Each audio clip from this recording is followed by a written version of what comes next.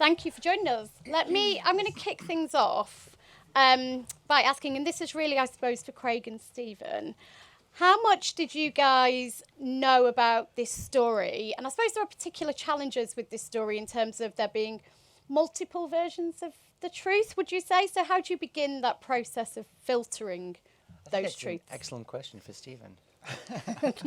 I didn't follow it that much at all. I just happened to watch this documentary on 30 for 30 about Tonya Harding, and there was just some stuff in it about truth and the perception of truth and how we justify our actions and tell ourselves what we need to tell ourselves in order to be able to live with ourselves. That interested me, and I just felt like it was framed in a whole lot of crazy. And so I thought, well, that's an interesting story to tell. And I went onto the Tonya Harding website to find out if her life rights were available. And I called the number for her agent, and it was in Motel 6. And I just thought, okay, I'm so in. Like, I don't even know if this is a movie, but it will definitely be a good story. And then I tracked down Tonya Harding, and I tracked down Jeff Gillespie, and I got them to agree to let me interview them. And when I did, they just remembered everything completely different. And that's what gave me the idea to sort of put everybody's version of the truth up there and let the audience decide what was what. And presumably that must propose certain challenges in your place. I mean, I'd never read a script like this, honestly. It was so original in its structure and the extremes of comedy and drama and the empathy and the violence and I loved that challenge. And obviously I was lucky enough that Margot and Allison were already attached, which made my life very easy. Margot is a producer in this, and she interviewed me to I had to pitch myself to get this film, but they're such great actors and so the mastery at their craft of like the dance between the humor and the drama, which is so pivotal in this script, that I could see it so easily with these guys and with Stephen's writing. Let's throw it open. Who has a question? Lauren Temple from the BBC News website. You were just talking about the aspects of comedy in the film. Just wondered why you wanted to have it as a black comedy, and for Margot and Allison as well, doing it, how did you do it so that it wasn't a caricature of those real life people? Who's that question to? Everyone.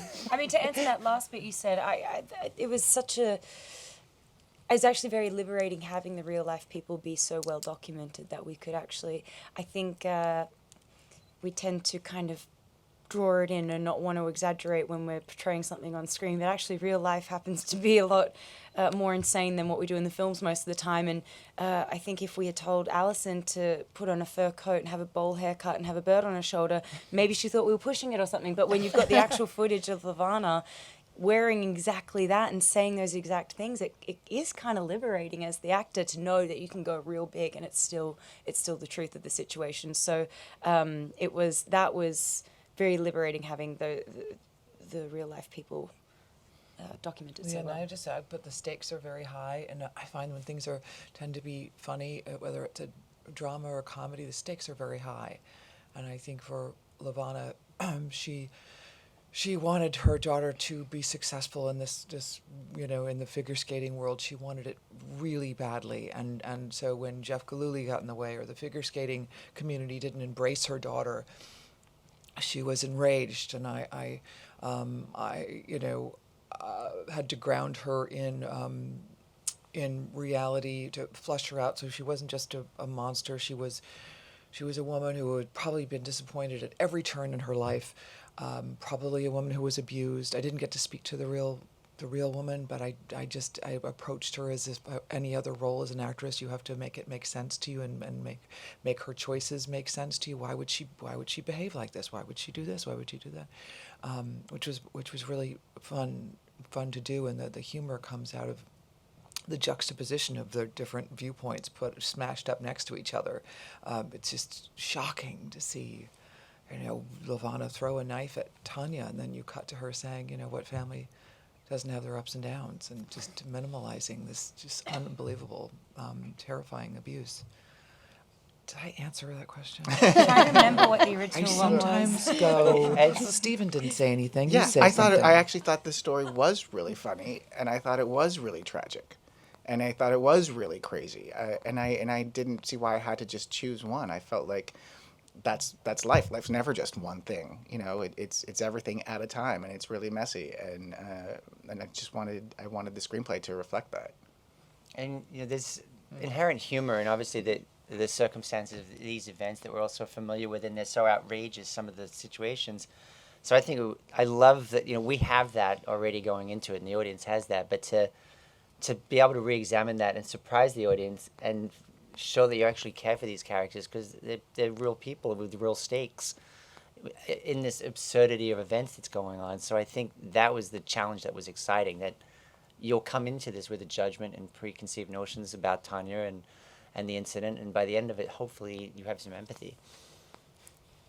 Yep, go ahead. I'm on Woman from Screenwords. First of all, really love the film. My question is for Allison and Margot. Both of your characters have very distinct looks in the film, which I think the film does a very good job of recreating what the characters' looks. How much does the characters' look help your performance, and which characters' look over your career has helped you the most? Well, definitely. My look was incredibly liberating. At first I thought I was going to be.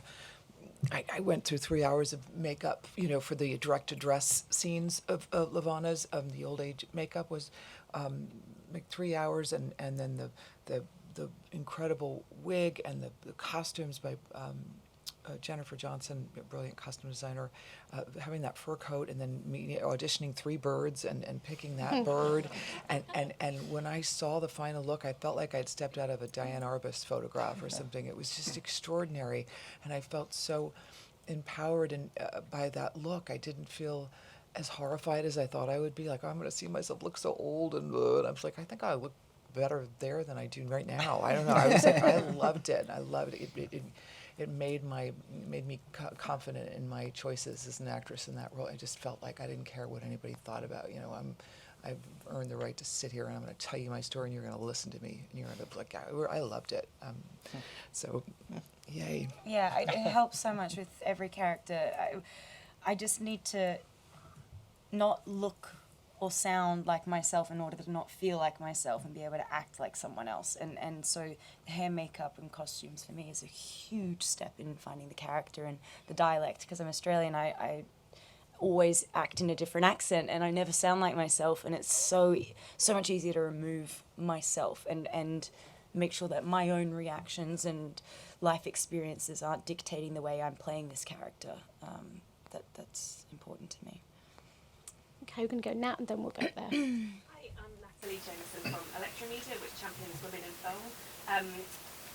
Forgive me because I'm unashamedly still a Hamilton fan, but Who Lives, Who Dies, Who Tells Your Story is such a powerful thing, and I feel in relation to this film, I wanted to ask Craig and Stephen how important it was for Tonya to tell this version, to Margot and Allison, how, as women in 2018, how in control of your stories do you feel you're telling? Who wants to start? When I interviewed Tonya, she asked me, flat out, because she pretty much does everything flat out. And she said, now, do I have any say in any of this? And I said, no, because I didn't want to give up that, I wanted to interpret it and make a movie. And I said, I'm going to tell everyone, everyone's point of view, but I am going to tell your point of view. And I think she really just wanted that. I think she just wanted to be heard. Because I don't feel like she felt like she was before. So I think that mattered to her. It was the same. Margot and I got to go and meet Tonya 2 weeks before we started shooting. And I was amazed at how trusting she was and okay with what was going on, because it's been 25 years of living under this this label of being this villain. And I felt comfortable, and I could look her in the eye that we were really trying to portray her version of it. There would be Jeff's version, but this constantly I'd be calling Stephen and be like, so is this what happened? And he'd be like, it's what Tonya said, or it's what Jeff said. So I felt we could honor that, and in doing that, make a much more complex story. So it was exciting. And as for being a woman in 2018, being a producer on this film and having a production company, I do feel like I'm kind of shaping my career in a way that I want it to be shaped, and not just waiting, hoping. I don't think someone would have just given me this role if I hadn't gone out after it, and I wasn't really prepared to wait 10, 15 years until something like this came along. I wanted to do that now, and the production company, its purpose isn't to have starring vehicles for me, but for any actress. We want female-driven content, and as female storytellers telling those stories as well, even better. So yes, I do feel empowered by the getting to be more in control of my fate, I suppose. And I think if I understand, who asked that question? Oh, about Mike. I love telling other people's stories. I love telling women's stories. I love telling I have played a man before, but I mostly like telling women's stories, and the more complicated and messier, the better. I think they're going to continue to be incredible female stories to tell, and thank God for people like, especially Margot, who can wear all these different hats and goes out and looks for female-driven content and good stories, and Craig, who directs great, beautiful movies about complicated lives and interesting. I'm happy to be part of telling stories, because that's what I love to do. And I love Hamilton so much. Yeah. So much. Okay, I've seen right it then. twice. Hi guys, Russell from Red Carpet News. Congratulations everyone on a remarkable piece of cinema. Thank you. My question's to Margot, just following on from what Allison was saying there. I'm curious what you personally think is most interesting and important about playing characters that defy expectations and challenge stereotypes. Well, I feel like it's a more accurate representation of life, and everyone I know, no one's just one thing. In fact, the most interesting people are full of contradictions, I find. People I'm close to, whether it's my sister who's an accountant, whether it's someone in a very powerful position, I feel like everyone I come across has this inner conflict that they're wrestling with, and thus is tension and a lesson to be learned in it perhaps for an audience as well. So I feel like I get more out of it as an actor to play conflicted characters with inner conflict, and I feel like an audience gets more out of it too. It's not only more entertaining, but it's more thought-provoking, and I always strive to entertain, but entertain in a meaningful way. If someone walks away and thinks about something a few days later, then I've done my job. Okay, take the question there. Congratulations. Craig from the Establishing Shop. Question primarily for Ms. Janney and Ms. Robbie. Can you discuss your process of preparation for Tonya, as well as how it may have differed for other roles?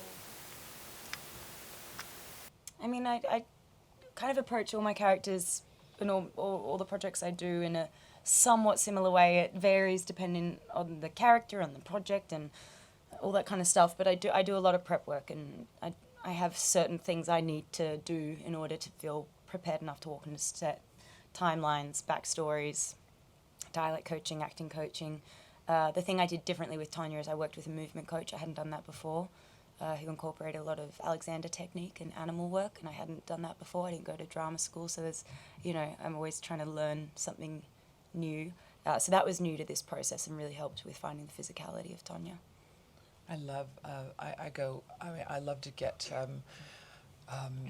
I love the costume designer to tell me what my part is. I love the hair and makeup I look for clues everywhere. I always think before I start every job, I don't know how to do it. Why am I an actor? I don't know how to do it. How can I find it? Like every job I've never done it before, and I find the role in so many different places. I look for it everywhere. I've found this one was the challenge was making her real and understanding her pain and her what she lost in her life, and those sorts of things rooted me in who she was, and I never know where it's going to come from, or I find the clue to the character, but I look for it everywhere. I tell anyone, tell me who I am. Tell me what I play. But this who is I probably play. the closest to who you are in real life. That's why Stephen wrote this part for me, because he knew what a monster I am inside and out. Oh, Lord. Right down here. Hi, Stuart Upon from Screen Jab. A question for Margot. You're now wearing a producer's hat and an actor's hat. Do you see yourself one day adding a director's hat to that lineup? Yes. Yes. Not yet, not for a couple of years. I feel like it's a right I haven't earned yet, but I would love to do it one day. Right here. I'm just curious, for Margot, Steve and Craig touched on this a wee bit, but how much did Tonya's expectations impact your portrayal, and what did she think of it? It's a weird thing playing a real life person who's alive and going to see the film, and for that reason, not for that reason, because I knew I was going to be intimidated by that prospect, I kept character of Tonya and real life Tonya very separate in my mind for as long as I possibly could. In fact, I didn't meet real life Tonya purposely, not until right before we started shooting. I really needed to approach the character as a fictional character like I would with another one. I just had a whole lot more information to start with than I do with a fictional character. I needed that to feel like I could let this character do its own thing on set and not hold back. Otherwise, I think I would be I think I would be, trying to gloss over some character flaws and trying to enhance the good thing. I wouldn't have been able to be as authentic, I think. Did that answer your question? I kind of forgot what it was. What did she think? Oh, what does she think? Well, I think I think it's a complicated thing to sum up how she feels. I imagine if we put ourselves in her shoes, to see the best and worst parts of your life depicted on screen by other people would be a bizarre experience. She overall said she laughed and she cried, and she didn't agree with the parts told from Jeff's point of view, which we were expecting. She's like, I didn't know about the letters. I'm like, I know. But overall, I think she is pleased that a more nuanced version of her story is now out there in the world. And Craig and Stephen, from your kind of a filmmaking perspective, does the fact that the real Tonya is out there hold you back in any way, or is it you just can't even? I definitely felt a responsibility for Tonya and for Jeff. But I also felt I had a responsibility to tell a story in an entertaining way. And that sort of definitely propelled me forward. I was really nervous about what they thought of it. Jeff, I was worried about him because he says he never hit her, and I told him we were showing both sides in the movie. He says he never hit her, but then we also showing him hitting her, and I was worried that he would feel like I took advantage of him in some way or was making fun of him. And he saw the movie and he emailed me and he said, well, I liked it way better than Hope Floats, which is another movie I wrote. And I said, me too. But no, I definitely felt that responsibility for them and for Tonya. And Tonya sent me a very sweet email saying she liked it a lot. I think we've time for one more question. You had your hand up first. Kind of related to something we've already discussed, but it does feel like we're in a moment of flux of redefining women's place in society, and I think this film touches on some really relevant issues of how we treat women in the public eye, how women are allowed to behave, caste, domestic abuse.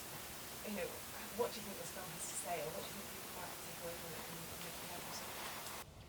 I think we've spoken a lot in length about a lot of the bigger themes in the film, classism. There is a very clear divide in America and in America right now, but you can feel that in the film. Truth, people's perception of truth. You see a lot of disenfranchised characters, women who are abused, and who we believe, who we don't believe. It's things we discussed at length and didn't realize at the time how relevant and topical, sadly, it would become when the movie came out. When Stephen wrote the script, Trump wasn't president. When we filmed this, the Me Too and Time's Up movement hadn't begun. So it's things that we recognized as issues that society needed to discuss. We just didn't realize they'd be discussing it so loudly when the film came out. Okay, great. Well, thank you so much for joining us today. I, Tonya is out on February 23rd. So join me in thanking Craig, Allison, Margot and Stephen. Thank you. Thank you. Thank you. It was puzzle. Wrong puzzle. Yeah. I'm not Allison. I'm not Craig. Oh, and I'm not Margot. Oh my God, that's hilarious. Okay. Ladies and gentlemen, you're watching Hey You Guys! Hey You Guys, huh? Hey, you guys. Is that from the Goonies? It is indeed, yes. Nice.